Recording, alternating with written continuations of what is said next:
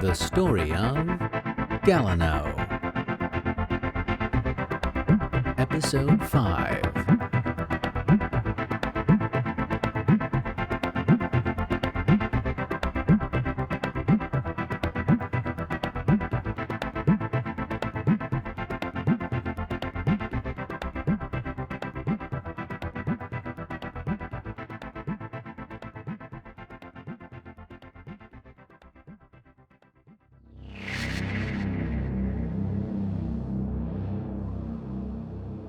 We come to the mostly barren, shadowy, smoke-filled alien office of an authority of the Ahrimans.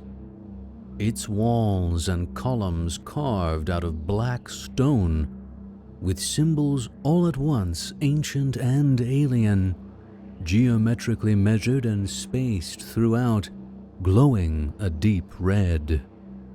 At the entryway, a small, sickly-looking grey trembles where it stands. On the other end, an outline of the authority figure behind a raised onyx desk, with the light of the symbols softly illuminating a scaled hand, holding an ornate pipe smoothly carved out of white crystal, a lion crying out in agony. The mouth of the pipe filled and smoldering with some dried pink, purple, and green herb. While mostly in shadow, the authority's eyes are reptilian and shimmering a menacing gold, set in a shadowed and scaled skull. Behind is a wall-sized window filled mostly with a still grey moon. Beyond, in the distance, a pale blue dot floats in the vast of space. All of them? Yes, sir. Eventually, one was able to escape, but died of its burns shortly after. It's caused a lot of activity from the local population in the surrounding area. Was he alone? No, sir. We have surveillance from the ORB that just came back. He had assistance. The Bouts had some kind of defender against our collectors. Gallano is still at large, sir. I gathered as much. The Bouts think they have thwarted our efforts. Let them believe they have the upper hand. We shall rain down misery upon their poor little Gallano and everything else that stands in our way. Leave me. Yes, sir. The quivering grey hurriedly exits, relieved it has retained its existence. No more half measures. The Bouts will fall, and we will see the blue light of this troublesome planet refocused for our ends. The reptile eyes dart toward the corner of the cold onyx desk, where a blue hologram a foot tall winks and flickers. The shape of the figure is thin and looks towering, robed with an elongated humanoid head tilted slightly up, its hands crossed confidently in front of its body.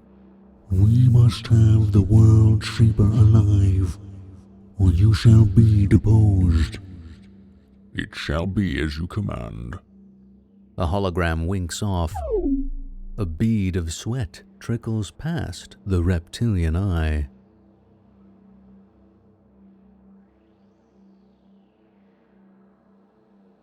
Back to Gallano, socks, a singed ring of grass, the pile of French door shards, and collector bits strewn about the backyard. Gallano, we have to go. Now! Whatever you are, it's clear you are important enough to garner the attention of the collectors. They haven't shown up since I don't know when. I can keep you safe. You have to trust me and believe me when I say, I want this planet and its people safe. Trust you? You eat grays. I'm food to you. What just happened? What was that? What is going on? Some of the worst weapons of the Ahrimans attempted to abduct you. probably to kill you. Something came to protect you, but whatever that was is gone now. I will not have you around my humans. They are important as well. I need to get you to a secure location. Once we're there, we can find some answers, but you have to come with me. Everything here wants me dead. I was abandoned, left for you to eat me, and now I'm being hunted? I hate it here. Thunder cracks just above where Socks stands. Ha! Okay. Look, I promise you, as disgustingly delicious as you smell, I will not eat you. There is something about you that is different. Clearly, there has never been this much activity surrounding a gray, ever. No one came for your kind in the Texas or New Mexico incidents or any other crash. I can help you stay out of sight. I understand it's a tall ask, Gallano, but if you want answers, you must come with me. As Socks is making her case to Gallano, Doug comes running to the gaping hole that once was the French doors. Holy shit. What happened? What? Socks? Oh, what is that? Socks turns to her human, blinks, and speaks perfect English. I must depart for a time, my human. Never fear, it is for the best. You shall be safe, and I shall continue to aid in your spiritual development, but I cannot stay. Go to sleep now. Do not look for me. I shall return when the time is right. You are loved, my human. If anatomy allowed it, Doug's jaw would be on the ground. And then, like a spell taking effect, eyes drooping, Doug turns back into the house and disappears into his room to fall into sleep once more. Now, follow me, Gallano. I can take you to a place where we can find some answers, and we will be safe. Gallano and Socks wiggle their way underneath the backyard fence, and with the pre-dawn sky just lighting up a pale peach-pink orange, they set off down the neighborhood street. For a time, they walk in silence. As the sun begins to shine, they take to traveling in grassy patches and hiding behind bushes and trees to avoid being seen. To see a tuxedo cat trotting along with a 4-foot alien gray like Milo and Otis would have certainly drawn some attention.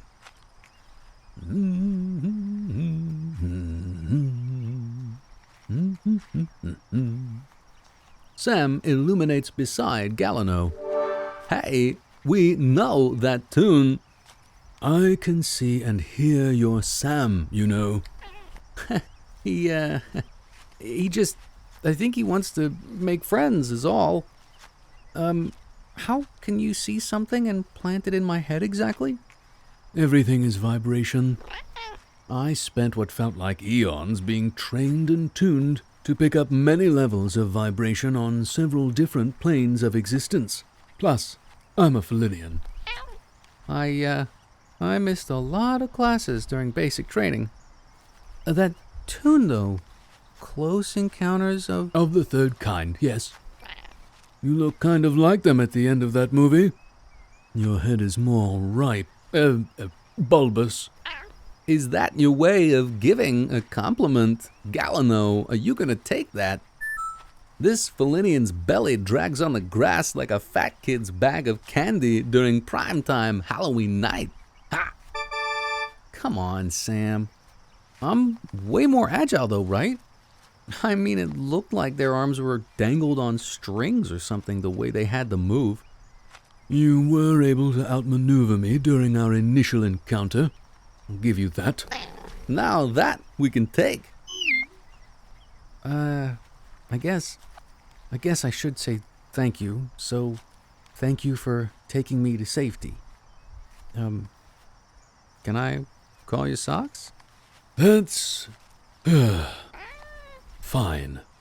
It's the name my human gave me, and I mean, hey, look at my feet. It makes sense. So, yes, you may. The reaction your human had to you speaking to him looked like he wasn't used to it. We aren't supposed to speak. It's part of the agreement. What agreement? An oath was taken by my people a very long time ago, along with others in the Galactic Federation, to oversee humanity's rise and spiritual development. Clearly, we have had trouble, but it's not like there aren't problems at every turn, and the way they've been manipulated on every level, genetically, socially, spiritually, not to mention the way they treat each other. It's a wonder how they haven't destroyed each other already. Also, I'm relegated to being an indoor-only companion, so I have to wait to be fed, which I do not like. Well, they're still here. I guess you're doing something right. An empathetic Grey. You are different. And the fact that we're able to even carry on like this. Well, I like to think I'm full of pleasant surprises. That you are thinking at all on this level. She's staring at us again. What? You aren't aware of humanity's history, are you? What you are hybridized with? All I know is what I've told you. I am part of a program set up to hybridize with them, so my people can eventually move in and live amongst them. I was yet another in a long line of rejected versions that couldn't blend with their society. I don't really look the part, do I? So I was relegated to scout for other specimens. I mean, long term we'd subjugate, but most beings in the universe hate responsibility. They just want to live lives of pleasure-seeking and routine. We provide that in a lot of ways, so most of the time we're welcomed. It's a really successful program, and sure beats Annihilation. Humanity's history, as far as I'm aware, is painted with violence. Have you seen their movies? With such a flexible biology, they are easy to mix with, and with social structures in place and evolutionarily supported, they make a great entryway to access this planet full of resources. You said they were manipulated? A car drives close and looks as if it's slowing down close to Sox and Gallano. Sox signals the two of them to crouch down behind some nearby bushes to get out of sight. I am not a fan of their motor vehicles. Loud. Yeah, you would think they would do whatever they could to work on not irritating themselves every chance they got. Most of them can't think past their next meal. Good luck with pleasant transportation. Aha! That's funny. Thank you. So what's the deal with these humans? It starts with the planet and its changing or evolving position in its solar system. Once, in the distant past, Earth was bathed in a perpetual twilight. All inhabitants, from bacteria to plants, animals, and what were a proto-human species, lived without ebb or flow, without rhythm. They lived in abundant simplicity. But if there is one constant in the universe, it is change. Cataclysm occurred and Earth was wrested from its original position to an orbit around its current star. This stressor, along with other celestial disruptions, were the impetus for life and consciousness to grow and evolve rapidly here. We don't know how this planet became so conducive to life. There are theories of it being seeded, but that is further back than even I am aware of. What I know is that just over 1 million revolutions around this planet's star, the Felinians, Caninians, and a federation of beings discovered it, saw the potential in these proto-human beings, and so we took it upon ourselves to care for and guide the just blossoming but powerfully connected race of proto-humans. As with any garden, too much attention and you can ruin what you've started. We set systems in place where rhythms could instigate and regulate the upflow of consciousness. These humans began growing well. So the Federation let the systems run and departed. A few contingents stayed, but there were threats to the flow of life in this galaxy and beyond, and still are. Races of beings that would wield this power of creation that bubbles up so readily here, like a weapon for control and destruction. We thought we would be able to monitor and maintain this planet, this garden. And we did, for a time. So this place used to be a lot different. Very much so. Hold on, I'm getting hungry. Give me just 5 minutes and I'll be back with a snack. You good? Yeah, the earth here looks pretty tasty. I'm set. You eat dirt? Right. Okay, I'm not going to question it. I'll be back. Socks darts off into the brush, rustling the tall grass as she goes. Gallano, she's saying control is bad. We are here to help take control of this planet. She's saying we are bad. I don't think we can trust this Felinian to keep us safe. I hear you, Sam. But what choice do we have? Look around, we're in the wild now. I wouldn't know where to go. And so far, let's be honest, from being abandoned to being hunted, Socks is the nicest being we've come across to date. Minus the whole I'm gonna eat you thing. But the Kiri avatar protected you from those collectors. Someone is keeping you alive. But not safe. I'm feeling more and more like bait, Sam. Socks said she would take us to safety. And what do I have to lose by trusting her? I don't know. Die now or die later. We're gonna go eventually. I don't want to die by collector. I agree. Plus, the history lesson is fascinating. I'll give you that. I'm not programmed with any of that information. It's all new to me, if true. Gallano takes a few chunks of dirt and eats heartily. Then Socks appears, parting the grass with a dead rat dangling from her mouth. Just give me a few to chomp this down and we'll keep moving. Socks tears into the rat with fervor, picking away and eating the meaty bits. Ugh, now comes the really icky part. Independence Day. Yeah. I enjoy the passion from the military head in that movie. American pilots. Yeah, you know, even with the whole premise of the movie, I couldn't help but feel a little offended when the one pilot screamed, "Up yours!" as he went to blow up the ship. That's understandable given the circumstances. I mean, I get it. Sure. Okay, I'm done. These things are more fun to hunt and kill than to eat. Let's kick the tires and light the fires, Big Daddy. The two resume their walk. So you were saying that for a time you were able to take care of this place? What happened? Around 900,000 solar revolutions ago, a race that was technologically brilliant, but quite low in conscious growth, which had all but edited out its ability to naturally procreate and evolve in spirit, was being successfully chased out of this sector by the Federation. They had caused major damage in a neighboring galaxy, and we weren't about to have that kind of degradation here. A ship of high-ranking scientists and engineers eluded us, however, and they happened to find a hiding spot right here on Earth.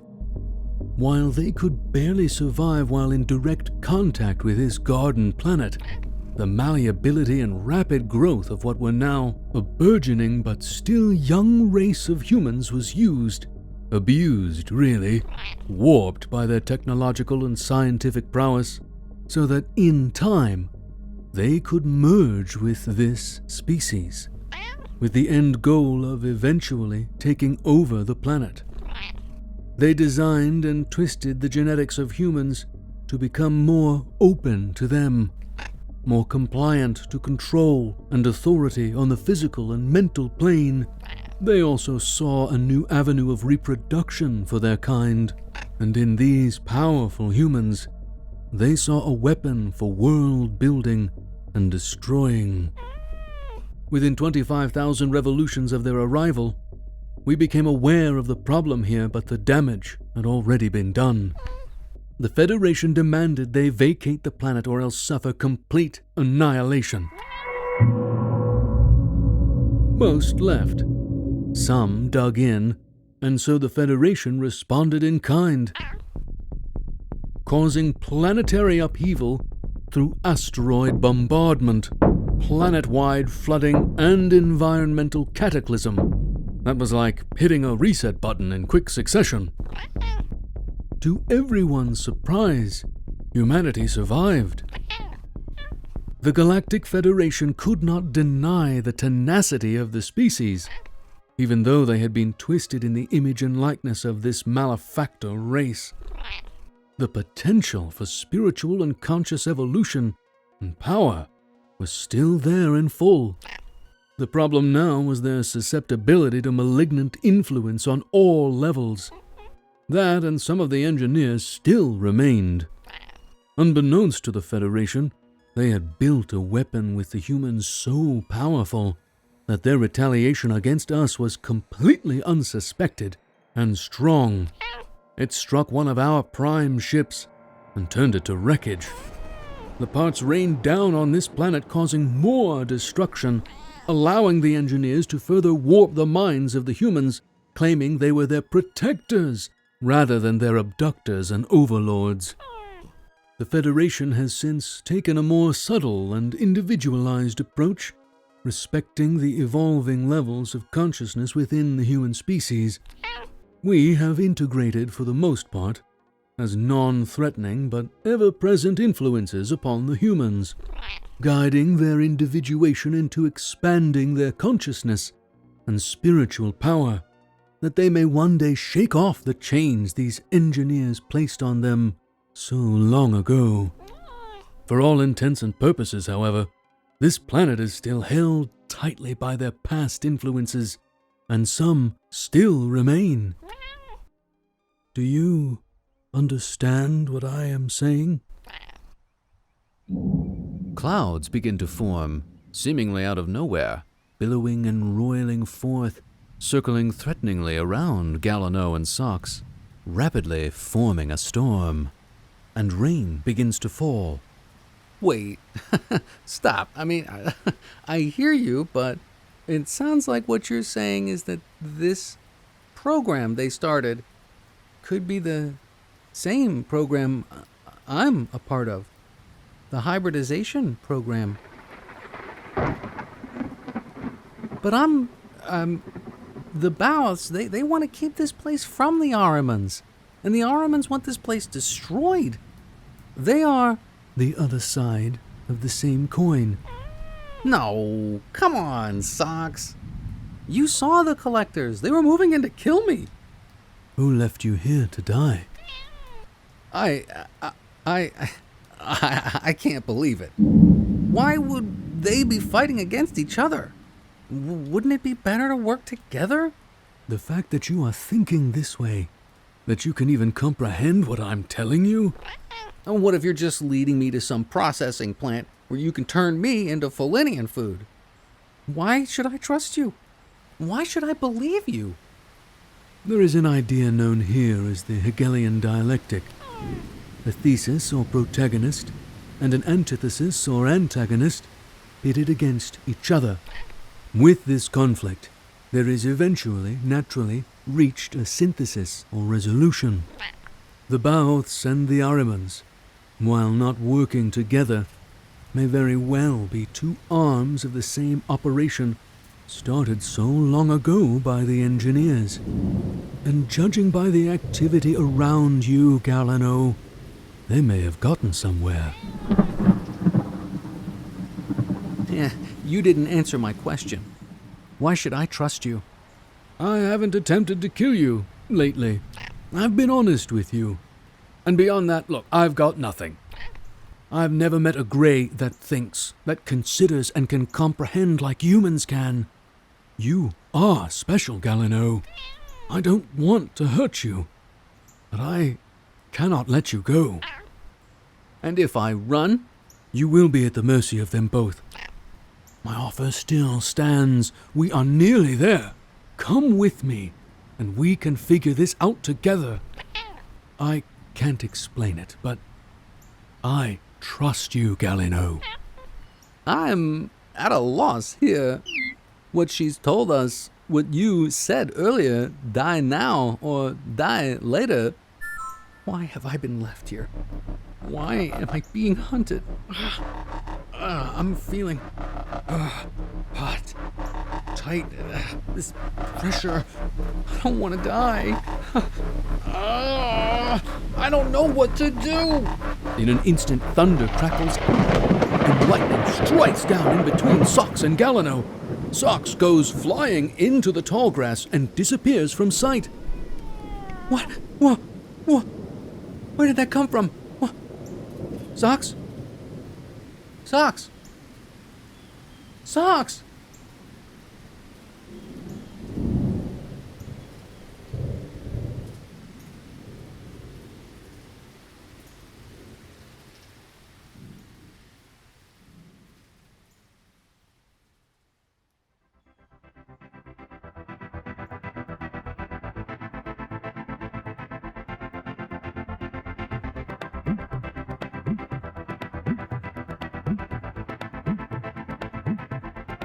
Be sure to come back next time to find out what happens in the story of Gallano.